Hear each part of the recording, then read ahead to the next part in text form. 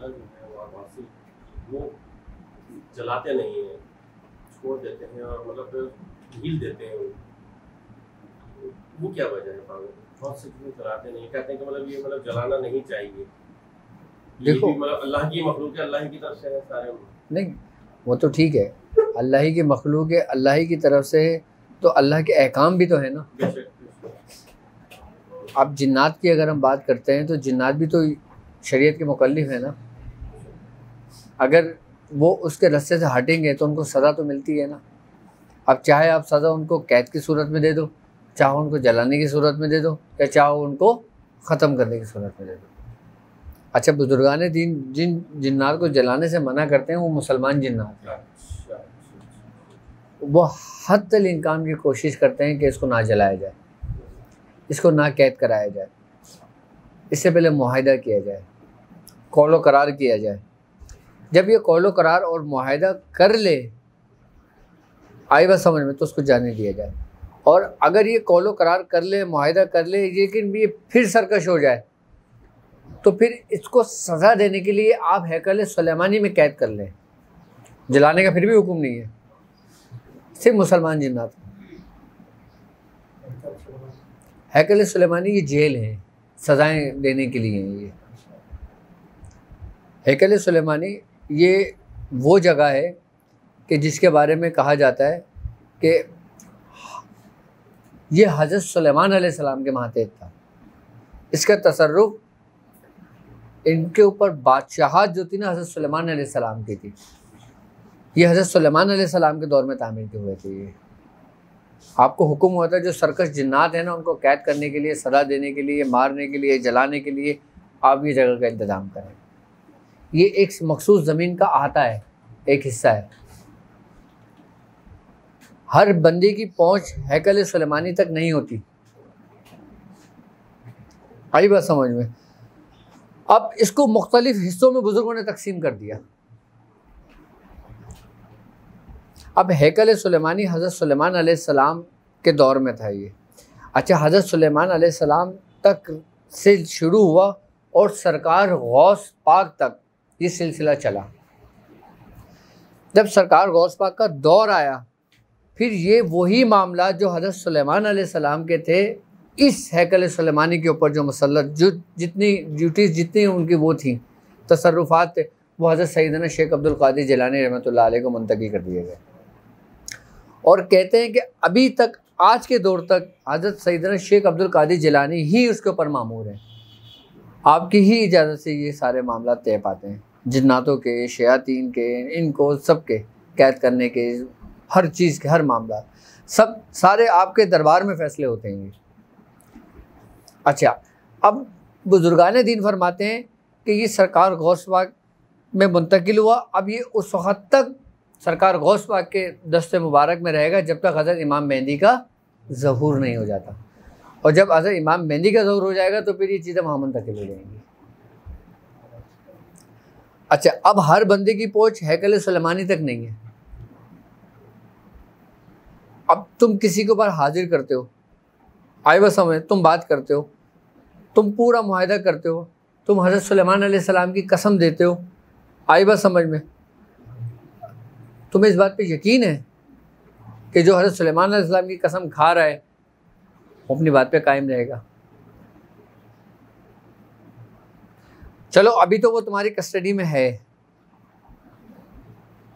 ना, अभी तो वो कुछ नहीं कर सकता। क्या तुम्हें इस बात पे यकीन है कि ये तुम्हें धोखा दे रहा है? ये धोखा नहीं देगा। शयातीन जिन्नात भी धोखा देते हैं, और शयातीन जिन्नात ही धोखा देते हैं, जो ऐसे धोखा देते हैं कि हम फलां बुजुर्ग हैं, हम ख्वाजा साहब हैं, हम बाबा साहब हैं, हम कलंदर हैं, हम गौस हैं। अब जो कम अक्ल लोग होते हैं, जो कम इल्म रखते हैं, या अकीदे के जो कमज़ोर तरीन लोग होते हैं, वो उसमें बहक जाते हैं। जब वो उसमें बहक जाते हैं, फिर वो इंतज़ामात करते हैं। किसका? लो जी, घर की सफाई करो, मुसल्ला बिछाओ, अगरबत्तियाँ जलाओ, अब वो शैतान हुक्म दे रहा होता है, शैतान जिन्नात, शरीरी जिन्नात। अच्छा, वो कुछ बातें सही भी बताएगा आपको,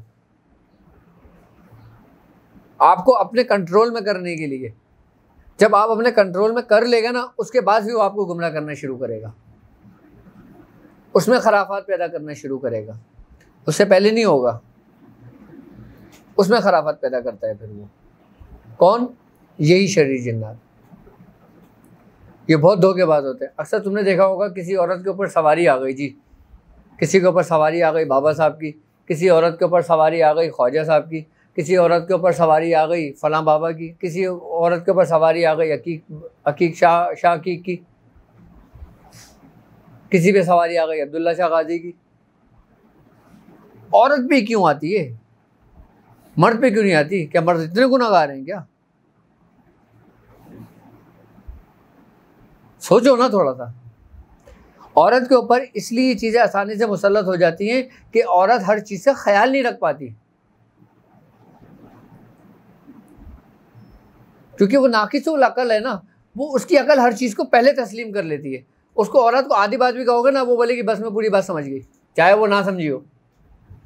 ये तो ज़ाहिरी मामलात में। औरत को ज़रा सी फीलिंग हुई, औरत ने फील करा अपने ऊपर, उसको महसूसात होने शुरू हुए, उसने कहा कुछ हो रहा है मुझे।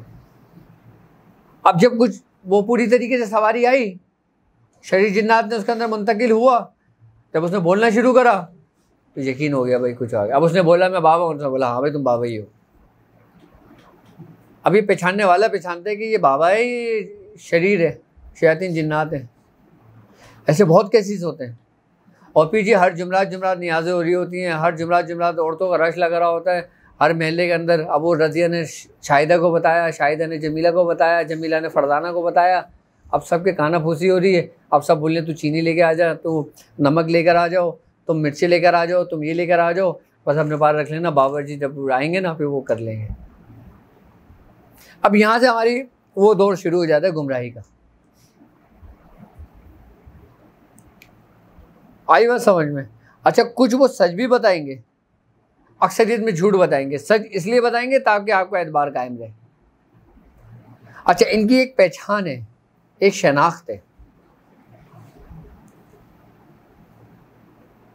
जब कभी की ऐसी बात सुनो ना कि किसी जगह पे हाजिरी है, आई बात समझ में, तो आप एक काम करो, आप लौंग होती है लौंग अपने पास रखो।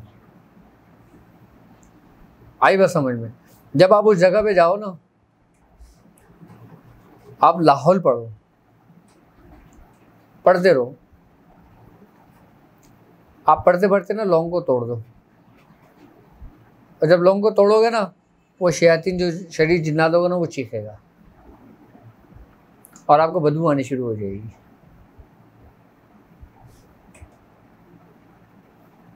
ऐसे हमने हाजिरियाँ बहुत बंद करी हैं लोगों की।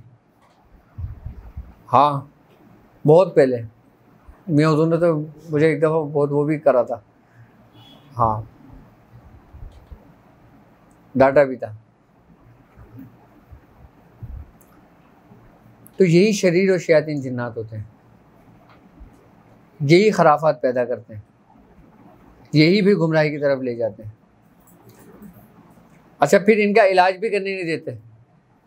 आप इलाज करेंगे, फिर वही शरीर शयातीन जिन्नात, अगर औरत है ना तो उसके शहर के नर्वस सिस्टम को अपने कंट्रोल में करके उसका जहन ख़राब करेगा कि भाई ये तुझे कर देगा, वो कर लेगा, ये हो जाएगा, वो हो जाएगा, फिर वो होगा, वो डर जाएगा, फिर वो इलाज नहीं करेंगे। फिर इस तरीके से इलाज नहीं करेंगे, वो चीज़ें पक्का होती रहेंगी, पुख्तगी आती रहेगी उसमें।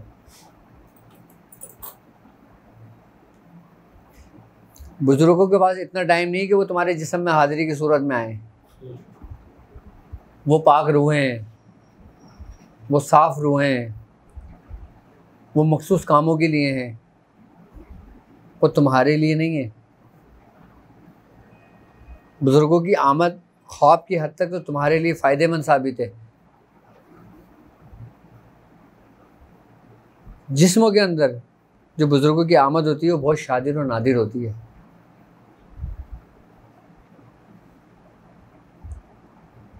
आई बात समझ में? मियाँ हुजूर के ऊपर आमद हुई थी। ये बात किसी को भी नहीं पता होगी। ये बात है सन 1978 की या 77 की, 78 तक की बात है। हमारी दादी ने बताया, मियाँ ने नहीं बताया, लेकिन मैंने मियाँ से तस्दीक की थी तो मियाँ ने तस्दीक कर दी थी, हाँ ऐसा है, ऐसा हुआ था। हुआ ये कि हमारे जो सबसे छोटे चचा हैं उनकी तबीयत ख़राब हो गई थी, और इतनी हालत, वो छोटे से थे, 1-2 साल के थे, उनकी ऐसी हालत ख़राब हो गई थी, ऐसी हालत ख़राब हो गई थी कि वो समझ लो कि आखिरी स्टेज पे थे। वो डॉक्टरों ने जवाब दे दिया था। मियाँ हुजूर फरमाते हैं कि मेरे पास इलाज के पैसे नहीं थे कि मैं अपने भाई का इलाज करा दूँ, और हमारे दादा का विसाल हो चुका था, घर में रोना पीटना मचा हुआ था। तो पापा बताते मैं बड़े अफसुर्दगी की हालत में मैं बैठा हुआ था, जैसे कोई बहुत गमज़दा शख्स होता है ना, मैं उस वक्त बैठा हुआ पढ़ रहा था अपना सबक। दादी बताती हैं कि मैंने खुद देखा कि तुम्हारे बाप तस्बीह लेके बैठे हुए, और बैठे बैठे बैठे वो गिर गए, यानी लेट गए। ये वाक़या मैं मियाँ हुजूर का बता रहा हूँ तुम्हें। मियाँ हुजूर लेटने के बाद मियाँ हुजूर का जिस्म जो ना, जैसे यूँ मछली की तरह तड़पता है ना, इस तरीके से तड़पने लगा। उसके बाद दादी बताती है, मियाँ जैसे मेरी खचखची दाढ़ी है ना, बिल्कुल ऐसी थी मियाँ हुजूर की दाढ़ी, सेम यही हुलिया था। तो मियाँ हुजूर ऐसे ऐसे फड़कने लगे।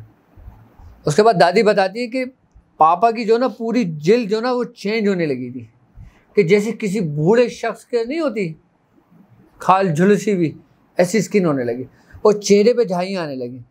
कहने लगी जब चेहरे पे झाइयाँ आने लगी मियाँ हुजूर के, और ऐसा हो गया कि जैसे रुख चेंज हो गया उनका पूरा, तो दादी कह रही मैं डर गई। दादी कहने कि मेरी औलाद थी वो, मैं उनके करीब चली गई। दादी कहती मैंने उनका हाथ पकड़ लिया, फिर उन्होंने सलाम किया, तो दादी कहने लगी फिर मैंने जवाब दिया। दादी ने बात करी, और वो कौन बुजुर्ग थे? हज़रत सैयदना मूसा हाशमी रहमतुल्लाह अलैह। तो उन्होंने कहा कि मैं मूसा हाशमी हूँ, और पूरा चेहरा मियाँ हुजूर का चेंज हो चुका था। क्या कहा? मैं मूसा हूँ, मूसा हाशमी हूँ मैं, और तू परेशान ना हो। किसको बोलना है? दादी को। इस बच्चे को कुछ नहीं होगा। दादी कहती है सांसें रुक गई थी उनकी, घर में रोना पीटना मचा हुआ था। पापा बड़ा अफसुर्दगी की हालत में थे, और कहा कि तू इसको कुछ नहीं होगा, अल्लाह बरकत देने वाला है। बस इतनी बात हुई, उसके बाद खामोशी हो गई। थोड़ी देर बाद पापा की पूरी अपनी असली हालत में आ गए। तो मैं हुजूर ने अम्मी से पूछा कि अम्मी क्या हुआ? तो दादी पहले तो डरी, फिर उन्होंने बताया कि ऐसे ऐसे मामला हुआ। तो पापा ने वही दुआ के लिए हाथ उठाए। बुजुर्गों की रूहें जब आती है ना, तो वो इंसान के पूरे वजूद को पाक कर देती हैं, क्योंकि पाक रूहें पाक घर में जाती हैं, और आपका वजूद आपका घर है।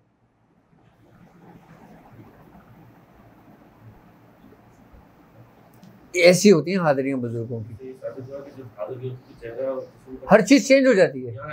ऐसा नहीं कि खाली आवाज़ चेंज हो गई, आजकल की हाज़िरी में से आवाज़ ही चेंज होती है। वो मियाँ हुजूर पे हाज़िरी थी हज़रत सैयदना मूसा हाशमी की, और उसके बाद चचा के उसमें जिस्म में सांसें आ गई, वो अपने नॉर्मल हो गए, और आज तक अल्हम्दुलिल्लाह कोई बीमार नहीं पड़े, आज तक ठीक है।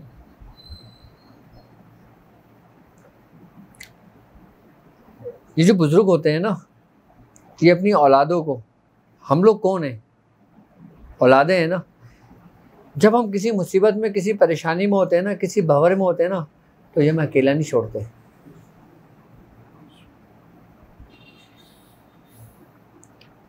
किसी सूरत हमें अकेला नहीं छोड़ते।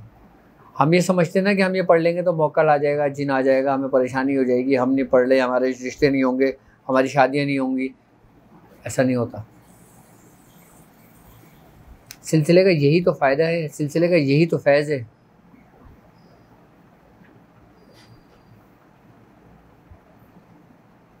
वो एक दफ़ा मियाँ हुजूर की पूरी ज़िंदगी में एक दफ़ा वो वाक़या ऐसा हुआ था। मियाँ हुजूर ने शायद अपने वीडियो में कभी जिक्र किया हो, मुझे याद नहीं पड़ता कि मियाँ हुजूर ने कभी जिक्र किया हो,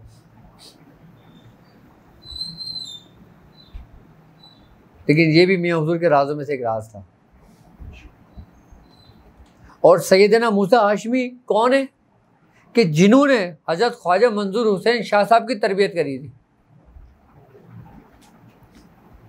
ख्वाजा मंजूर हुसैन शाह साहब कौन है? हमारे दादा पीर यानी मियाँ हुजूर के पीरो मुर्शिद। और सैयदना मूसा हाशमी कौन थे कि जिनकी तरबियत सरकार दो आलम सल्लल्लाहु अलैहि वसल्लम ने करी थी। आप हाशमी घराने से ताल्लुक़ है, आप अवैसी हैं। आप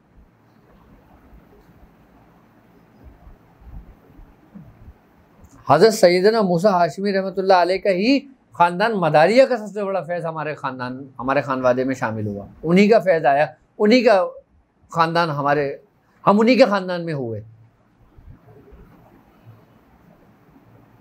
आपका ख़ानदान भी शतारिया ख़ानदान था। बड़ी तकालीफ़ें उठाई हैं। और यहाँ तो ऐसी छोटी सी अगर किसी के ऊपर सवारी हो जाए तो जी वो तो गौस बाग आ गए जी।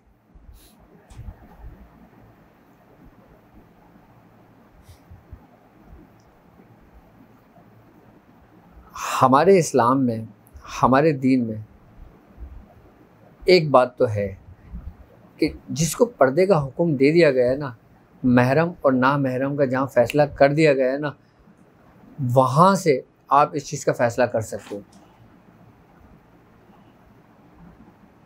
अब एक औरत के ऊपर हाजिरी आई है, उसको देखने के लिए 10 मर्द आएंगे, ऐसा ही है ना?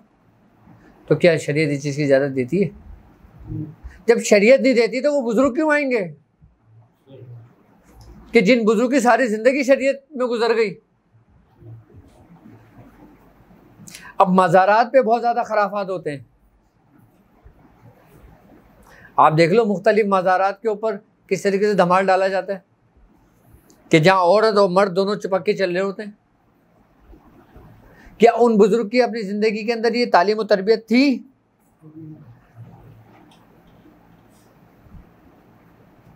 तो बाद के गुजरने के बाद फिर उनकी जगहों पर ये सिलसिला शुरू क्यों हुआ, आपको पता है?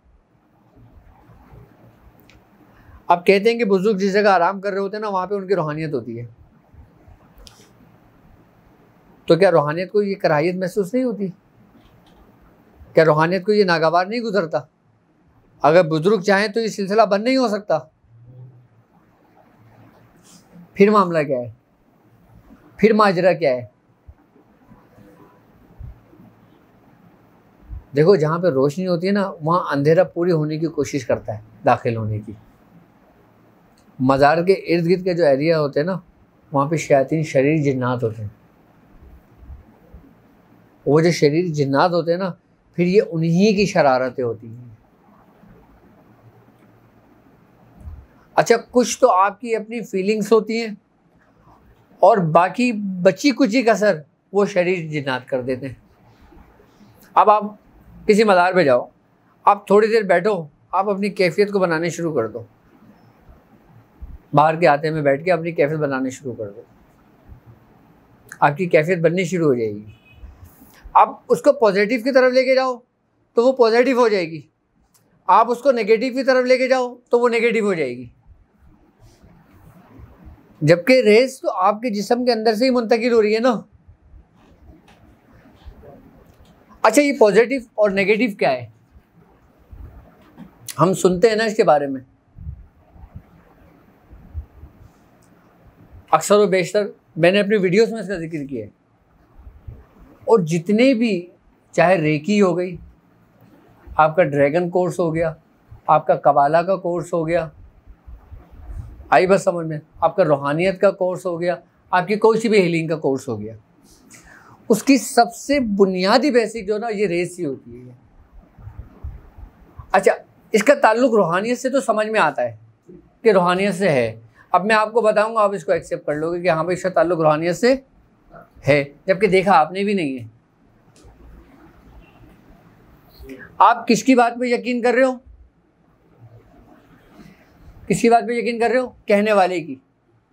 जबकि आपको नहीं पता पॉजिटिव क्या है, नेगेटिव क्या है, पॉजिटिव रेस कहाँ से बनती है, नेगेटिव रेस कहाँ से बनती है। आपको कहीं कतई इल्म नहीं है इसके बारे में। आप इस वक्त भरोसा कर रहे हो मुझ पर, मेरी बात पर, लेकिन कब तक? चले, एक भरोसा है, आपने मान लिया, आपने एक्सेप्ट कर लिया। अब आप मुझसे पूछेंगे ना ये पॉजिटिव है क्या, इसका हमारे जिस्म से क्या ताल्लुक है, हमारे जिस्म में किस हिस्से से इसका ताल्लुक है, ये पॉजिटिव रेस बनती कहाँ से है? क्या मेडिकल साइंस इसको एक्सेप्ट करती है? अगर मेडिकल साइंस इसको एक्सेप्ट करती है तो उसको जिस्म में भी एक्सेप्ट करेगा। भाई जो चीज़ आपके जिस्म में है, जो चीज़ आपके वजूद में है, आपके जिस्म में है, आज जदीद रिसर्च क्या है कि उसके ऊपर रिसर्च है। जब वो उसके ऊपर रिसर्च करते हैं तो वो अपना आर्टिकल तो पेश करते हैं ना कि हमने इसके ऊपर ये रिसर्च करी, ये इसकी रिपोर्ट है। क्या आपने वो रिपोर्ट मांगी है? तो क्या बातों की हद तक है सब?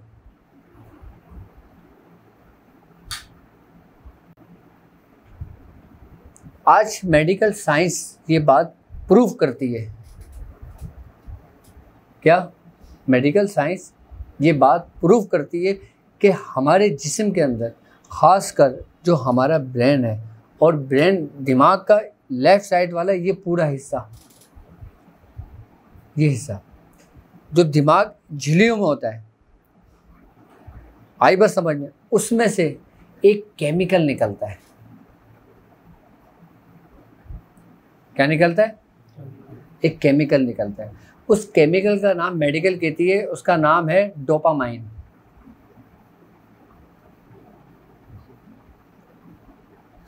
क्या है?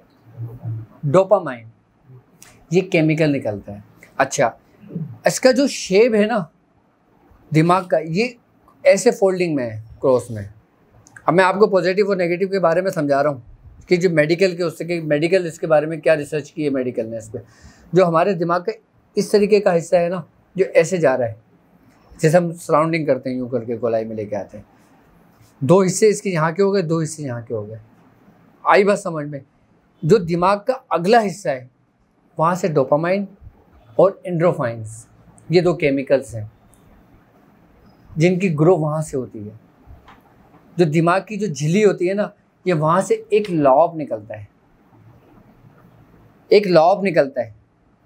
और जो दिमाग का पिछला हिस्सा होता है ना, उसके जो दो सिरे हैं, उसमें सेरोटोनिन और ऑक्सीटोसिन, ये दो केमिकल निकलते हैं। ये चार केमिकल हुए, ऑक्सीटोसिन और डोपामाइन, एंडोर्फिन्स और सेरोटोनिन, ये चार केमिकल्स निकलते हैं। अच्छा, अब इन चारों केमिकल्स का हमारे जिस्म से क्या ताल्लुक है, और इन चारों केमिकल्स कब और कैसे और कहाँ निकलते हैं? ये वही हमारे ब्रेन्स की झिल्लियाँ हैं कि जहाँ से ये मादे का इखराज होता है। अब जैसे डोपामाइन है, डोपामाइन का जो ताल्लुक है वो हमारे अगले हिस्से से है। जब वो केमिकल्स निकलता है ना, तो ये हमारे जिस्म के अंदर फीलिंग्स पैदा करता है हमारे नर्वस सिस्टम के लिए। अब हमारा नर्वस सिस्टम है असाबी निज़ाम, यही केमिकल जो होता है वो इस पूरे निज़ाम को चला रहा होता है। अब जब ये केमिकल्स निकलता है, डोपामाइन और एंडोर्फिन्स, जब ये केमिकल जब मिलते हैं ना, तो एक पॉजिटिव रेज बनती है। अच्छा, डोपामाइन और एंडोर्फिन्स, ये जो दो केमिकल मिलते हैं, जब पॉजिटिव रेज बनती है, तो उसका क्या ताल्लुक है तुम्हें पता है? जो एंडोर्फिन्स केमिकल है ना, इसका ताल्लुक स्पाइनल कॉर्ड से होता है, जो हमारी रीढ़ की हड्डी होती है। और डोपामाइन का ताल्लुक हमारे नर्वस सिस्टम से होता है। पूरी रूहानियत आपकी इन्हीं दो चीज़ों में है, दिमाग के अंदर यानी कि नर्वस सिस्टम के अंदर, और एक पूरे स्पाइनल कॉर्ड के अंदर। इन दोनों केमिकलों का मिलाप पॉजिटिव रेस को बनाता है। अच्छा, यही हमारे अंदर सेंसेस पैदा करती हैं, यही हमारे अंदर सारे जिस्म के आज़ाओं को पैगाम देना शुरू करती हैं, यही केमिकल। और यही केमिकल तुम्हें सोना, जागना, उठना, बैठना, हर चीज को आगाही देते हैं। जब ये केमिकल निकलना बंद हो जाता है या कम हो जाता है तो हम डिप्रेशन का शिकार हो जाते हैं। ये डिप्रेशन है, ये स्ट्रेस है, यहीं से एंजाइटी का मर्ज शुरू होता है। फिर हम डॉक्टर्स के पास जाते हैं। डॉक्टर्स आपसे पूरा डेटा पूछता है, कौन है, कहाँ से आए, क्या करते हैं, कितने बच्चे हैं, कितने बच्चे नहीं हैं, कहाँ रहते हो, कोई परेशानी, कोई कारोबार, कोई टेंशन, कोई, वो सारी डिटेल आपसे पूछ रहा होता है। वो जब वो सारी डिटेल पूछ रहा होता है, जब आप उसको बता रहे होते हो ना, तो वो यही ऑब्जर्व कर रहा होता है कि इसके जिस्म के अंदर कौन से केमिकल बनना कम हुए हैं और कौन से बनना ज़्यादा हो गए। वो ये चीज़ डायग्नोज करता है डॉक्टर। उसके बाद फिर वो डॉक्टर आपको डिप्रेशन के लिए, एंजाइटी के लिए, फिर आपको वो दवाएं देता है कि जिससे वो केमिकल निकलना शुरू होते हैं, उससे केमिकल निकलना शुरू होते हैं। मेडिकल की दवा यही होती है ना, या तो वो आसाब को सुकून दे देती है या आपको नींद का गलबा आ जाता है। ये मैं मेडिकल की उससे बता रहा हूँ आपको कि जो हम डिप्रेशन में मुब्तला हो जाते हैं, हम जो दवाएं खाने लगते हैं, हमें मुख्तलिफ सूरतें नज़र आने लगती हैं, मुख्तलिफ हमारी कैफियतें होने लगती हैं, हमें आवाज़ें सुनाई देने लगती हैं, हमें महसूसात होने लगते हैं। अच्छा, मेडिकल कहती है कि मुख्तलिफ बीमारियों की अलामत हिस्से भी हैं, जैसे डिमेंशिया है। अब डिमेंशिया के अंदर मरीज़ को ये कैफियत फीलिंग होती है कि मेरे साथ कोई चल रहा है, उठ रहा है, बैठ रहा है, आ रहा है, जा रहा है, मेरे लिए खाना लाया है, मेरे लिए फ्रूट ला रहा है।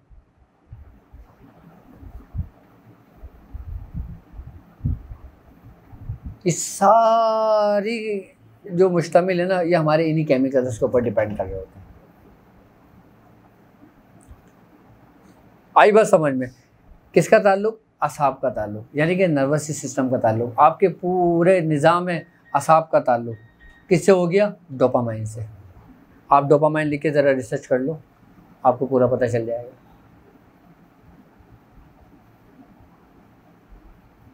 यही वो 4 केमिकल हैं। अजाए तरतीब तो है ना हमारी। अब पूरे हमारे निज़ाम को, हमारे सोचने को, हमारे समझने को, हमारे दिमाग के खलियात को, हमारे उम्मुल दिमाग को, सारे पैगामात इन्हीं केमिकल्स की वजह से बन रहे होते हैं, और ख़यालात हमारे, सब कुछ इन्हीं की वजह से हमारे आ रहे होते हैं। अब जो लोग नफ्सियाती मर्ज़ का शिकार हो जाते हैं, जो लोग पागल हो जाते हैं, उनके अंदर ये केमिकल बनना बंद हो जाता है, ख़त्म हो जाता है, सूख जाती है झिल्ली। अब जब झिल्ली सूख जाएगी, उसको आगे पैगाम ही नहीं मिल रहा होगा, तो पागल के लिए सर्दी और गर्मी बराबर हो गई, धूप और छाँव। सर्दियों के अंदर भी वो बगैर शर्ट के घूम रहा होता है, गर्मियों के अंदर भी वो बगैर शर्ट के घूम रहा होता है, आग के अंदर भी वो हाथ दे देता है। आपके अंदर हिस्स खत्म हो जाती है। अब आप पागल को मारो, उसको दर्द का भी एहसास नहीं होगा। अच्छा, जब कोई नशे की चीज़ें, दवाएं खाता है ना, तो नशे की दवाओं का जो असर होता है ना, वो सबसे ज़्यादा डोपामाइन पर होता है। ये जो केमिकल्स निकल रहा होता है ना, इसकी अफजाइश को रोकता है, जिसकी वजह से हमारा जिस्म सुन्न होता है। हमारे जिस्म के अंदर एक ऐसी कैफियत होती है कि जैसे हम हवा में उड़ रहे हैं, उसको होश नहीं होता। सुन सब रहा होता है वो, देख सब रहा होता है वो, उसके हाथ हरकत नहीं करते, उसका जिस्म हरकत नहीं करता, वो ऐसा निढाल हो जाता है। आप किसी हीरोइनची को देख लें, हेरोइन पीने वाले को देख लें, आइस नशा करने वाले को देख लें आप, आइस नशे का ताल्लुक सबसे ज़्यादा इंसानी नर्वस सिस्टम से ही है, वो सबसे ज़्यादा वही डैमेज करता है। अच्छा, जब ये केमिकल बनना बंद होगा ना, आपके हार्ट बीट तेज होनी शुरू हो जाएगी। आप हल्का सा कोई नशा करते हो, आपका ब्लड प्रेशर बढ़ता है, आपकी हार्ट बीट फौरन तेज हो जाती है आपकी। ये इन्हीं केमिकलों की वजह से होती है। ये 4 ही केमिकल हैं जो आपकी बॉडी को पूरा मेंटेन रखे हुए हैं ये। अच्छा, अब पॉजिटिव रेस कब बनती है और कैसे बनती है? अच्छा, पॉजिटिव रेस इस वजह से बनती है कि जो हम एक्टिविटी करते हैं, अब हम वजू करते हैं, हमें वजू का हुक्म है, ठीक है। मेडिकल क्या कहता है? मेडिकल कहता है कि जब आप वजू करते हैं ना, तो आप 90% जरासीम से महफूज हो जाते हैं। आज मेडिकल रिसर्च ये बात कह रही है, ऐसा ही है ना। 90% बीमारियों से इंसान बिल्कुल महफूज हो जाता है। अच्छा, जब हम नाक में पानी चढ़ाते हैं, आपने देखा होगा जब आप नाक में पानी चढ़ाते हो आपको एक कैफियत सी होती है, और इस जगह पे आपको सुन की कैफियत एक लम्हे के लिए महसूस होता है आपको, आपके इस हिस्से पर, जब आप नाक में पानी चढ़ाते हो। और जब आप पूरा वजू कर लेते हो, आपके अंदर एक खामोशी सी छा जाती है, एक सुरूर सा मिलता है, एक सुकून सा मिलता है। उसकी वजह पता है क्या होती है? उसकी वजह ये होती है कि आपके असाब पूरे नॉर्मल उसके रूटीन पर आ जाते हैं। आपका ब्लड प्रेशर हाई होता है तो नॉर्मल हो जाता है वजू करने से। और जब आप नमाज की हालत में आते हो तो यही केमिकल सबसे ज़्यादा तेज़ी से खराज होते हैं, तेज़ी से निकलते हैं। किस हालत में? नमाज की हालत में। अच्छा, अब नमाज की भी एक हालत है,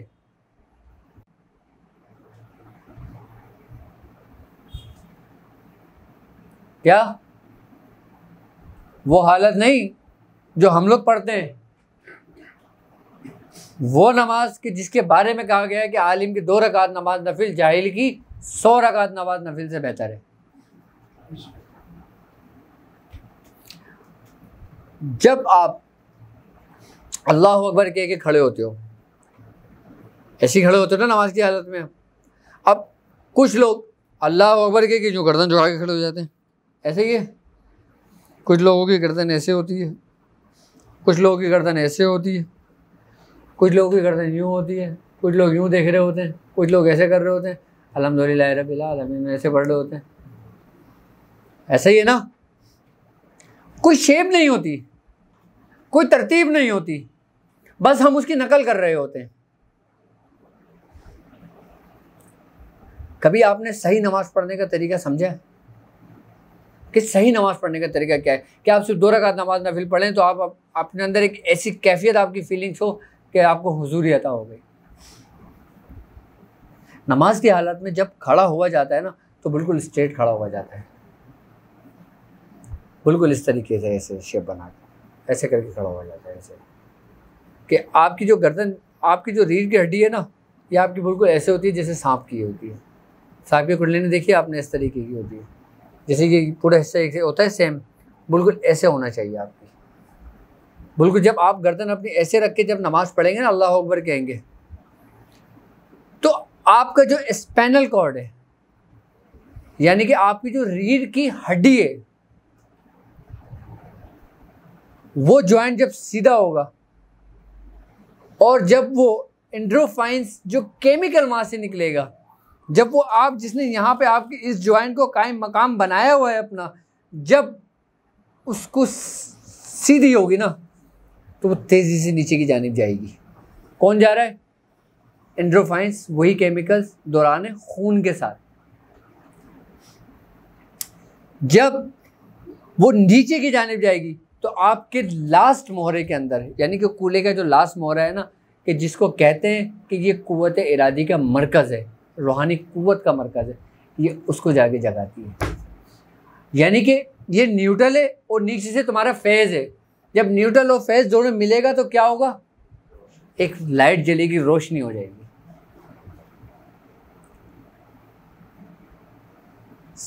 कहाँ से चल रहा है? सारा केमिकल से, जो हमारे ब्रेन से अंदर बन रहा है हमारे। आपने वज़ू किया, उसकी अफजाइश होनी शुरू हो गई। जब आप नमाज की हालत में आए, आपने अल्लाह अकबर के पढ़नी शुरू करी, गर्दन आपकी स्ट्रेट, रीढ़ की हड्डी पूरी बिल्कुल लेवल पर, आपके अंदर एक कैफियत पैदा होनी शुरू होगी।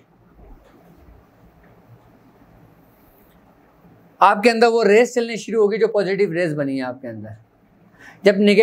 जब ये रेस चलनी शुरू होगी, अच्छा, इस अमल को इनबिसात और इनकिबास का अमल कहते हैं, यानी कि फैलने का अमल और सुकड़ने का अमल। जब ये न्यूट्रल और फेज दोनों मिल जाते हैं ना, तो इंसान के अंदर एक रोशनी से पैदा हो जाती है, एक रूहानियत पैदा हो जाती है, जिसको हासिल करने के लिए किसी को 40 साल लगते हैं, किसी को 20 साल लगते हैं, किसी को 50 साल लगते हैं। और अगर कोई सिर्फ इस बात को समझ लेता है, इस कुलिये को, उसको एक दिन लगता है, अगर कोई समझ लेता है उसको।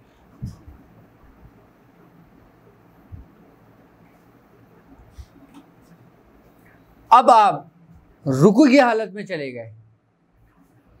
अब रुकू की हालत में जब आप जाएंगे, तो जो दौरान खून होगा, खून का प्रेशर कहाँ पर आएगा? आगे की जानिब आएगा। अब वो रीढ़ की हड्डी के अंदर जो हमारे अंदर जो रेस जब चली हैं, जब वो एक जगह मिली है, तो जब इंसान रुकू की हालत में होता है ना, ऐसा होता है कि जैसे आपने पारा देखा है, पारे को आपकी चीज़ में डालें, यूँ करें यूँ चले जाता है, यूँ करें यूँ चले जाता है, यूँ करें यूँ चला जाता है, वो पूरा एक जगह ठहरता नहीं, वो यूँ सर्कल घूम रहा होता है अपना।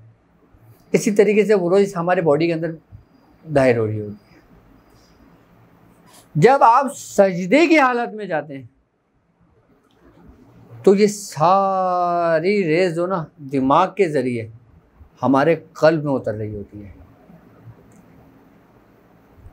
जब आप सजदा करते हैं ना, तो दिमाग के उन खलियात को, दिमाग की उन झलियों तक खून पहुंचता है जो बाजारी हालत में किसी भी एक्सरसाइज से नहीं पहुंचता। जब आप ये नमाज की हालत में, सजदे की हालत में होते हैं, इस केमिकल भी निकल रहा है, आपका इखराज हो रहा है उसका। आई बस समझ में, इखराज होने के बाद पूरी बॉडी के अंदर सर्कुलेशन होता हुआ, आपके कल्ब, सफाई कल्ब में होती है ना, कल्ब में होता हुआ अपनी जगह कायम मकाम होता है, उसके कल्ब में भी नूर पैदा हो रहा होता है, एक रोशनी पैदा हो रही होती है। ये मैं मेडिकल उससे आपको बता रहा हूँ। आपको रूहानियत तो अपनी जगह है कि मेडिकल में किस तरह इंसान की बॉडी इफेक्ट हो रही होती है, जिस्म को कैसे फ़ायदा हो रहा होता है। और जब आप कायदे की हालत में आ जाते हैं ना, तो फिर वो आपके कल्ब में सराहियत कर जाता है। क्या चीज़? वो न्यूट्रल और फेस की रेस, जो पॉजिटिव रेस होती है। अब कल्ब के हालत में जब वो आ जाती है ना, फिर जब आप सलाम फेरते हैं ना, फिर वो अपना कायम मकाम ढूंढता है वो रेस, कि मैं कल्ब की सीधी जानिब जाऊं या कल्ब की बाएं जानिब। अब जहां पे वो ठहरता है, इंसान को फैज़ उतना ही मिलता है। पूरी नमाज आपका सुलूक है, पूरी नमाज आपका सुलूक है, अगर आप नमाज समझ लें। खाली नमाज के ज़रिए ही आप अपनी मनाजिल तय कर लें। खाली नमाज को अगर समझ लें, आप इस तरतीब से पढ़ने का तरीका समझ लें आप नमाज को, फिर आपकी 2 रकात नमाज नफिल पढ़ना और सारी ज़िंदगी आपकी नमाज़ें पढ़ना बराबर होगा। अंबिया कराम आए, सहाबा कराम आए, औलिया कराम आए, बुजुर्गान दीन आए, उन सब ने क्या सिखाया, क्या समझाया? तरीक़ेकार ही तो बताए ना, तरतीब ही तो बताइए ना। अब यहाँ से पॉजिटिव रेस शुरू होती है। अब यहाँ से जब पॉजिटिव रेस शुरू होती है ना, फिर उसका इस्तेमाल आपके इख्तियार में होता है। आपका उसका इस्तेमाल आपके इख्तियार में कैसे होगा? कि जब आपके अंदर एक रोशनी सी पैदा हो जाती है ना, तो फिर वो खुद बाहर निकलती है। जब वो खुद बाहर निकलती है ना, तो फिर जो लोगों के अंदर जो नेगेटिविटी होती है ना, फिर वो उसको ख़त्म कर रही होती है। क्यों कहते हैं कि बुज़ुर्गों की सोहबत में बैठा करो, उसका असर तुम पर आएगा। कहते हैं ना कि आप कितने ही बुरे क्यों ना हो, आप बुज़ुर्गों की सोहबत लो, उससे आपके दिलों पे असर होता है कि वही पॉजिटिव जो रोशनी होती है ना, वही आपकी नेगेटिविटी को ख़त्म कर रही होती है। ये तो उन ताल्लुक था केमिकल्स का जिनका ताल्लुक हमारे पॉजिटिव रेसेस से था।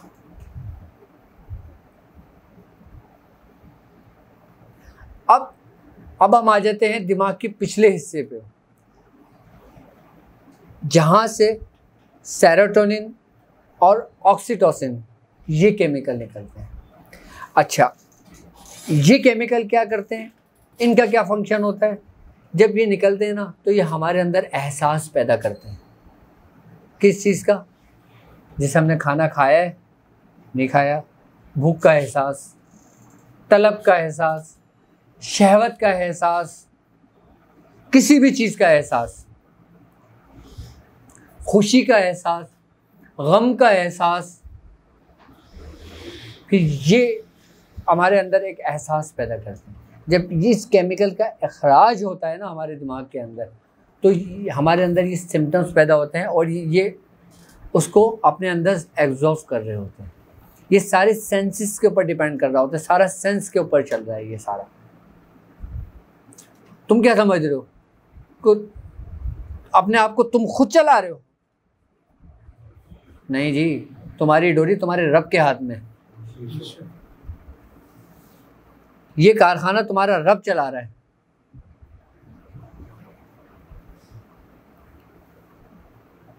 मैंने इतनी डीपली गहराई में जाके तुम्हें समझाया कि अगर ये केमिकल ही तुम्हारे अंदर से ना निकले, तुम कुछ भी नहीं कर सकते। और ये केमिकल निकल किसके हुक्म से रहा है? तुम्हारे रब के हुक्म से निकल रहा है। अच्छा, ये आप जब कोई वर्जिश करते हो, एक्सरसाइज करते हो, योगा करते हो, रेकी करते हो, मेडिटेशन करते हो, डॉट की प्रैक्टिस करते हो, तसव्वुर कायम करते हो, ये केमिकल पैदा हो रहा होता है, इसकी अफजाइश कर रहा होता है। जिस तरीके से साइकिलिंग चल रही होती है, बिजली पैदा हो रही होती है। देखा है ना आपने, साइकिल चल रही होती है, बिजली पैदा हो रही होती है। बिल्कुल इसी तरतीब और तरीके के साथ जब आप अपने आप को एक एक्सरसाइज में रखते हैं ना, तो इन केमिकलों के अखराज निकलने शुरू हो जाते हैं। अच्छा, अब ये आपके ऊपर डिपेंड करता है कि आप उसको पॉजिटिव तरीके से आप करते हैं या इसको नेगेटिव तरीके से करते हैं। पॉजिटिव तरीके से करना, नमाज सबसे बेहतरीन आपकी इबादत है और एक वर्जिश है, आपकी एक्सरसाइज है। इससे बेहतर तरीका कोई नहीं है। दूसरी, अगर आप एक्सरसाइज पर आ जाते हो तो यह मेडिटेशन, जो बुजुर्गों का तरीक़ेकार रहा है। जब हम मेडिटेशन करते हैं, जब हम किसी चीज़ के बारे में गुमान करके उस पर तसव्वुर कायम करते हैं अपना, तो ये वही झिल्ली होती है जो हरकत में आती है कि जिससे सेरोटोनिन पैदा होता है। अब जब सेरोटोनिन हमारे अंदर पैदा होता है तो हमारे अंदर हर चीज़ का एहसास होता है। अच्छा, अब ये सेरोटोनिन जो होता है ना, इसकी जो मियाद मुद्दत होती है ना, ये इंसान के जिस्म के अंदर 3 दिन बाद पैदा होता है, इखराज हो रहा होता है। पैदाइश तो इसकी हो चुकी है, ये तो एक झिल्ली है। झिल्ली, अब जैसे हमारा स्किन है, स्किन में से पसीना आता है, पसीना आता है। पसीना किस वक्त आता है? कि जब हम कोई मेहनत का काम कर रहे होते हैं, जब कोई हम वर्जिश कर रहे होते हैं, जब हम एक्सरसाइज कर रहे होते हैं, जब हम दौड़ रहे होते हैं, जब हम किसी ऐसी एक्टिविटी में होते हैं, जब बहुत ज़्यादा गर्मी शिद्दत होती है, तो पसीना आता है। बिल्कुल इसी तरतीब और इसी तरीके से सेरोटोनिन निकलता है। किस में से? उस झिल्ली में से, कि जिससे हमें एहसास पैदा होता है, लम्स पैदा होता है, हिस्स पैदा होती है, सेंस पैदा होते हैं।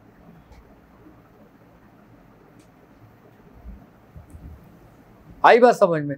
तो ये सारे जो दारो मदार है ना, ये इन्हीं केमिकल्स के ऊपर डिपेंड कर रहा होता है। अच्छा, जब हम प्रैक्टिस कर रहे होते हैं, जब हम योगा कर रहे होते हैं, जब हम डॉट की प्रैक्टिस कर रहे होते हैं ना, और जब हमें एक निशिश के साथ खास बैठे हुए अमल कर रहे होते हैं ना, तो उसकी अफजाइश होनी शुरू होती है।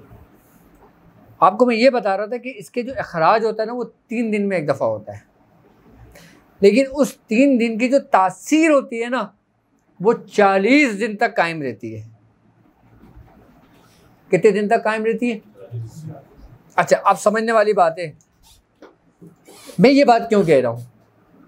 क्या मैंने देखा है? क्या मैंने रिसर्च की है कि इसकी अफजाइश 3 दिन बाद पैदा होती है, इसका अखराज निकलना होता है। बड़े बुजुर्ग फरमाते हैं कि इंसान को जो भूख सादिक होती है ना वो 40 दिन में एक दफ़ा लगती है। अब भूख का एहसास तुम्हें कौन सा केमिकल दिला रहा है? तो इसका मतलब है जब वो एक दफ़ा खराज होता है तो उसका असर कितने दिनों तक रहता है? तो इंसान की ज़िंदगी कितने दिनों तक बरकरार रहती है अगर बगैर खाए पिए? और किस केमिकल का मोहताज हुआ? आगे समझो बात। ये मैं नहीं कह रहा, ये हमारे बुजुर्गों का मुशाहिदा है, ये उनकी रिसर्च है। ये आज मेडिकल ज़रा रिसर्च कर ले।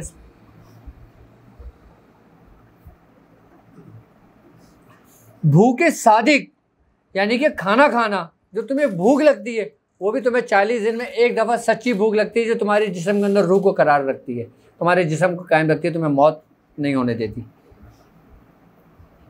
सच्ची भूख आपको 40 दिन में एक दफ़ा लगती है। और आप जो सुबह दोपहर शाम जी ब्रेकफास्ट, लंच और डिनर तीनों टाइम खाना चाहिए हमें, ये सब भूख है काजिब है, इसका हकीकत से कोई ताल्लुक नहीं है। ये सिर्फ आप अपनी तसल्ली के लिए खाते हो। जब बुजुर्गानी दिन रियाजतें करते थे वो जंगलों में कितने कितने दिन भूखे रहा करते थे। क्या ब्रेकफास्ट, लंच, डिनर उन्होंने नहीं सुना हुआ था क्या? अब जब चिल्ला करते हैं क्यों खुराक को लिमिटेड करते हैं, क्यों परहेज करते हैं? ये परहेज तो कुछ भी नहीं है। जो जीरे के बिस्किट आते हैं ना, मैं हुजूर ने उन 6 बिस्किटों पे पूरे एक हफ्ता गुजारा है।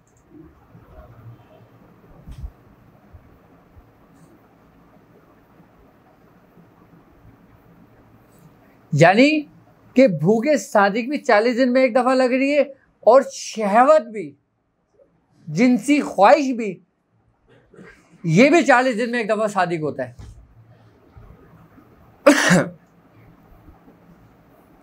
बाकी सब जंदीक होता है, काजिब होता है।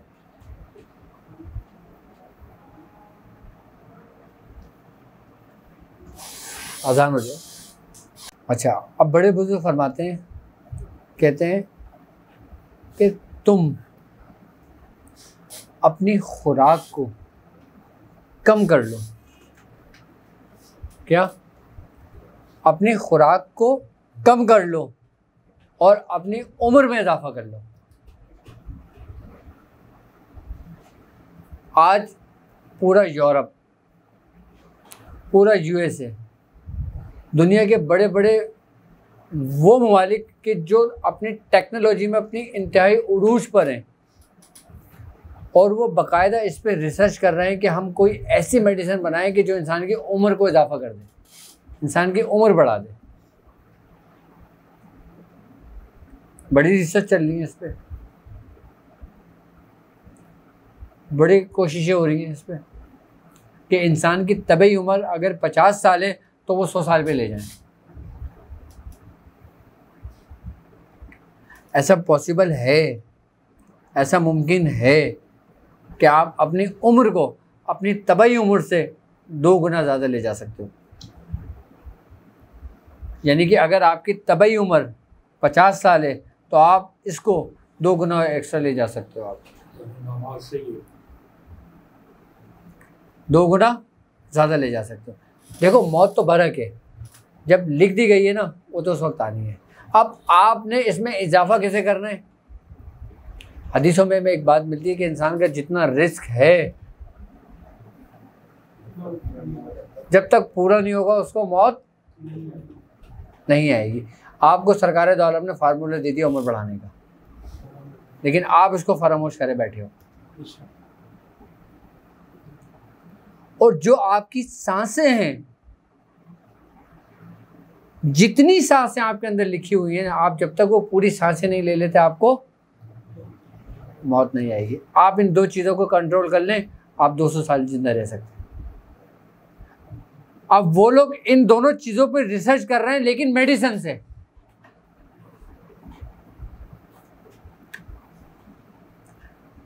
किससे? मेडिसिन से। अब सांस आपकी एक लिमिटेड है, एक महदूद है। आपकी सांसों की गिनती, तादाद आपको लेके दुनिया में भेज दिया गया है कि इस शख्स ने 1000 सांसें लेनी है। जब इसकी 1000 सांस पूरी हो जाए और इसका रिस्क पूरा हो जाए, इसको बुला लो।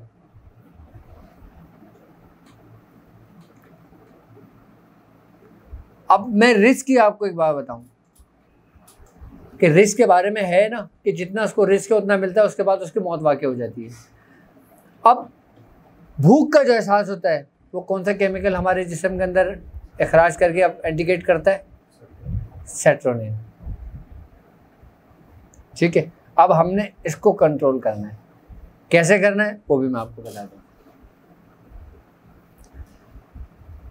कहते हैं कि बनी इसराइल में एक शख्स था, उसका नाम मेरे ज़हन से निकल गया। उसने कभी ज़िंदगी में पेट भर के खाना नहीं खाया। उसकी इतनी खुराक थी, उसने कभी पेट भर के खाना नहीं खाया। एक दफ़ा उसने हज़रत मूसा से कहा कि मूसा अलैहिस्सलाम, आप अल्लाह की बारगाह में कोई तूर पे जा रहे हैं, तो आप उससे ये कहें कि मुझे एक दिन ना जितना भी मेरे हिस्से का रिस्क है ना वो सारा मुझे दे दे, ताकि मैं पेट भर के खा लूँ, ताकि मैं पेट भर के मैं खा लूँ। तो आपने कहा ठीक है। आप कोई तूर पे चले गए, आपने अल्लाह रब्बुल इज़्ज़त से दुआ की और कहा, तो अल्लाह ताला ने कहा, ए मूसा जाओ उससे कह दो कि हमने उसका जितना ज़िंदगी भर का रिस्क लिखा हुआ था ना, हमने उसको सारा एक दिन में दे दिया, अब वो खाए। हज़रत मूसा कोई तूर से उतरे। हज़रत मूसा ने कहा, भाई मेरे रब ने कह दिया कि तुझे खाना मिल जाएगा, तेरा जितना रिस्क लिखा हुआ है। आप उसने कहा ठीक है। दूसरे दिन जी उसको रिस्क मिल गया। अब समझना, इसलिए तुम्हारे लिए एक सबक है ये। उसको रिज़्क मिल गया, उसने खाया, पेट भर के खाया उसने। अब जब उसने देखा ना कि भाई मेरी ज़िंदगी इतनी ही थी कि जितना मैंने मांगा मुझे मिल गया। अब जाहिर सी बात है मूसा अलैहिस्सलाम सच्चे हैं और मूसा का रब सच्चा है, तो उसने कह दिया कि मेरी दुआ कबूल हो गई, कि यानी कि मेरी मौत बरहक है, अब मुझे मरना है, मुझे सुबह नसीब नहीं होनी, क्योंकि मैंने अपने हिस्से का पूरा रिस्क खा लिया। उसने जितना खाया, बाकी जो उसका बचा वो उसने लोगों में तकसीम कर दिया कि भाई अब तो मेरे काम का नहीं है, मैं मर जाऊंगा, तो तुम लोग ये ले जाओ। और फिर वो लेट गया, किसके इंतज़ार में? मौत के इंतज़ार में। सुबह हुई, उसकी आँख खुल गई। जब सुबह आँख खुली तो वही खाना रखा हुआ, वही रिज़्क रखा हुआ। उसने कहा ये क्या माजरा है? उसने दोबारा वही खाया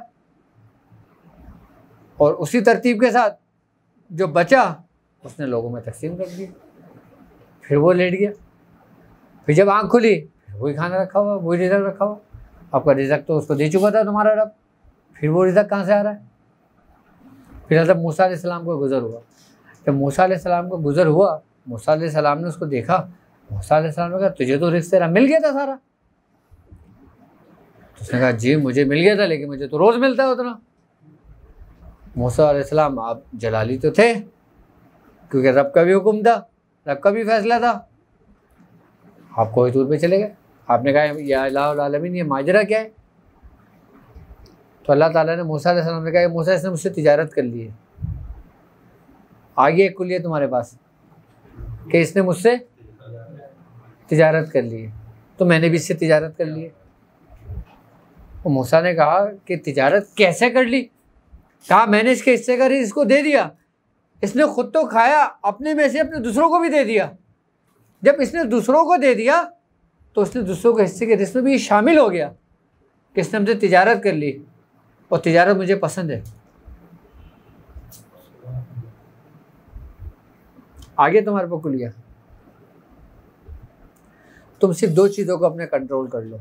अच्छा, अब एक हो गया भूख, अब एक हो गई सांस। भूख पे तो हम कंट्रोल कर सकते हैं, लेकिन हम सांस पे अपने आप को कंट्रोल कैसे करेंगे? सांस पे हम अपने आप को कंट्रोल ऐसे करते हैं एक्सरसाइज से। जैसे हफ्स दम एक एक्सरसाइज है, एक जिक्र है,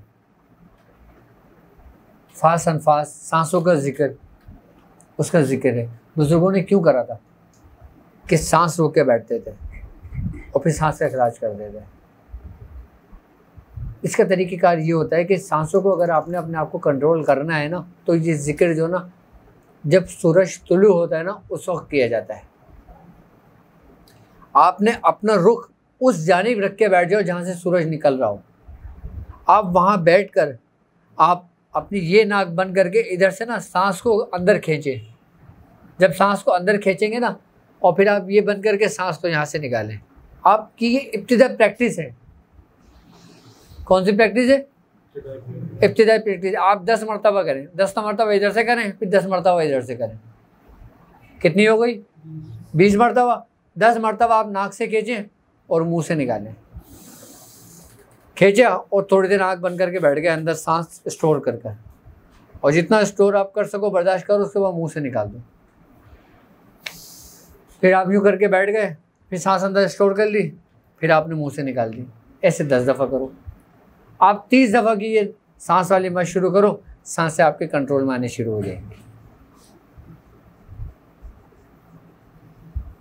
इस सारी रूहानियत के अंदर मौजूद है।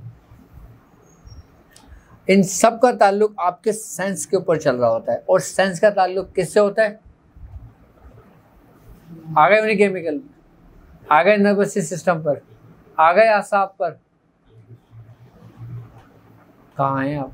सब कुछ आप ही के इख्तियार में, लेकिन आप भूले बैठे हैं उसको। अब हम आ जाते हैं ऑक्सीटोसिन पे। अब ये जो केमिकल होता है ना, ये मर्दों के मुकाबले में औरतों में तेजी से इखराज होता है। यही वो केमिकल है जिसका असर, जिसका ताल्लुक मादर रहम पर होता है।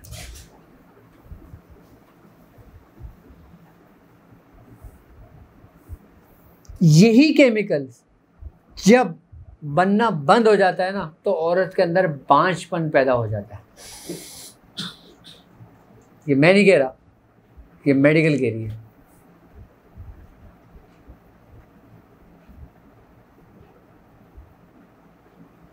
यही केमिकल है जो हमल ठहरने में माविन और मददगार होती है। इसका ताल्लुक कहाँ से? दिमाग से। और रहम कहाँ है? इंसान के बिल्कुल निचले हिस्से में। और दिमाग कहाँ है? इंसान के sex in depend your sense, कि वो आपके सेंस के ऊपर डिपेंड करता है। जब ये चीज़ आपके डिपेंड के ऊपर सेंस करती है, तो ऑक्सीटोसिन वहाँ से निकलना शुरू होता है। जब शहवत के दौरान आपके अंदर एक कैफियत बनती है, तो ये उसका इखराज होना शुरू होता है। इसका ताल्लुक मादर रहम से होता है, इसका ही ताल्लुक हमल से होता है, इसका ही ताल्लुक बच्चेदानी से होता है, इसका ही ताल्लुक यूट्रस से होता है, इसका ही ताल्लुक ओवरी से उससे होता है, ओवरी से होता है। जब ये बनना बंद हो जाता है, इसका निकलना बंद हो जाता है, इसका इखराज बंद हो जाता है, तो औरत के अंदर बांझपन पैदा हो जाता है। अगर मर्द के अंदर ये निकलना बंद हो जाता है, तो उसके अंदर नामर्दी वाली हालत पैदा हो जाती है, उसके अंदर कैफियत पैदा हो जाती है। मर्द के अंदर ये बनना बंद हो जाता है, तो वो भी बांझपन पैदा हो जाता है उसमें। उसके जो स्पर्म्स होते हैं वो उसमें वो नहीं पैदा होते जरासीम। ये बनना जब बंद हो जाए, मेडिकल में जब दवाएं दी जाती हैं, तो वो इसको इखराज करने के लिए दवाएं दी जाती हैं। जब हम किसी बीमारी का इलाज उसका जड़ से करते हैं ना तो हमें फ़ायदा होता है। हम जड़ को छोड़ देते हैं, पत्ते नोच रहे होते हैं। और हर डॉक्टर, हर हकीम, हर होम्योपैथी डॉक्टर पत्ते ही नोच रहा होता है, बेचारा वो दरख्त ही नंगा कर देता है वक्त में आगे। और फिर बंदा मजबूर और बेबस हो के उस चीज़ को तर्क कर देता है कि नहीं यार मेरे नसीब में औलाद ही नहीं है, जबकि ऐसा नहीं है।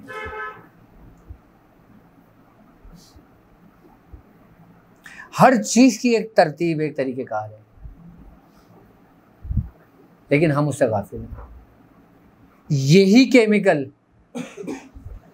जब दवाएं दी जाती हैं ना तो इसको अखराज करने के लिए दी जाती हैं। जब यही केमिकल अखराज होता है तो हमारे अंदर वो सिम्टम्स पैदा होते हैं।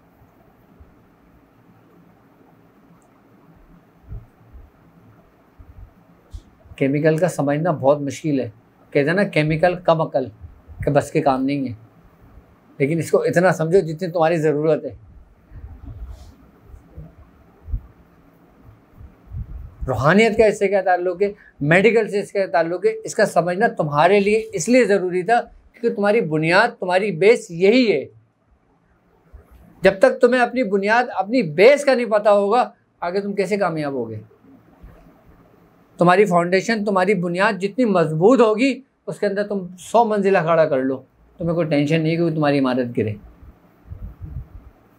तुम प्रैक्टिस ऑफ मेडिटेशन कर रहे हो, डॉट वाली प्रैक्टिस कर रहे हो, एक्सरसाइज कर रहे हो, इसका ताल्लुक तुम्हारे क्या है। सिर्फ ये थोड़ी कि उसको देखने पड़ेगा। अब भाई मैं इसको देख रहा हूँ, मैं बैठ गया, मैं कर रहा हूँ, तो मुझे इसका फिजिकली फ़ायदा क्या हो रहा है, मुझे इसका इंटरनली फ़ायदा क्या हो रहा है, एक्सटर्नली फ़ायदा है मुझे क्या हो रहा है, मेरे जिस्म के अंदर क्या कैफियतें तब्दील हो रही हैं, क्या असरात मेरे अंदर नुमायाँ हो रहे हैं, क्या खुसूसियत मेरे अंदर पैदा हो रही है जो आम बंदे से हट के मैं ये काम कर रहा हूँ। क्या मैं हवा में उड़ने के लिए कर रहा हूँ ये काम, क्या मैं पानी पे चलने के लिए ये काम कर रहा हूँ, क्या मैं ये काम बुजुर्गी हासिल करने के लिए कर रहा हूँ, क्या ये काम मैं कोई खिलाफत पाने के लिए कर रहा हूँ, क्या मैं कोई ये काम विलायत पाने के लिए कर रहा हूँ। आपको पता होना चाहिए कि आप ये काम क्यों कर रहे हो, और जब ये कर रहे हो तो इसका आपको क्या फ़ायदा हो रहा है, और फ़ायदा कब, कहाँ और कैसे हो रहा है। अगर कोई तुमसे मेडिकल हीरो से पूछ लेते तो तुम उसको क्या बताओगे। अब लोग बोलते हैं ना, ये मुराद में अल्लाह करके बैठ जाओ, बस बैठे रहो और तसव्वुर करो कि ये रोशनी फूट रही है, नूर आ रहा है, तुम्हारे अंदर दाखिल हो रहा है। बस जब तुम्हें इसकी बेस का नहीं पता होगा शुरू से, तो वो आएगा कहाँ से।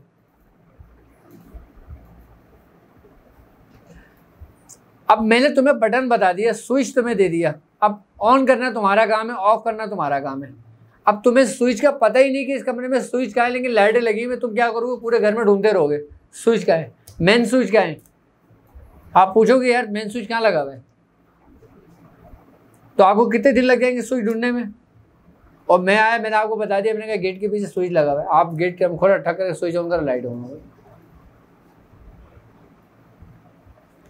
मैं चाहता हूँ ये चीज़ें आप बुनियादी चीज़ें सीखें, ये बुनियादी चीज़ें आप लोगों को पता होना चाहिए इसके बारे में। हमारा काम आमिल बनाना नहीं है, आमिलीन बनाना नहीं है। आमिलीन तो तुम्हारी तवज्जो से बन जाएंगे लोग, आमिल तो तुम्हारी ठोकरों से लोग बन जाएंगे। जिन्नों को उतारना तुम्हारा काम नहीं है, भूतों को उतारना तुम्हारा काम नहीं है, जिन्नातों को हाजिर करना तुम्हारा काम नहीं है। रूहानियत इससे बिल्कुल मुबर्रा है। रूहानियत बहुत ऊपर की चीज़ है।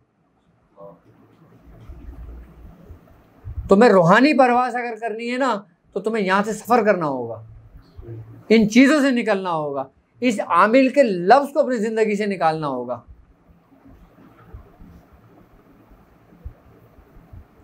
जब तुम इस लफ्ज़ आमिल को अपनी ज़िंदगी से निकाल दोगे ना, फिर तुम परवास करोगे, वरना तुम इसी में अटके रहोगे। मैं आमिल नहीं बना रहा, मैं वो बता रहा हूँ जो हमारे बुजुर्गों का रास्ता है।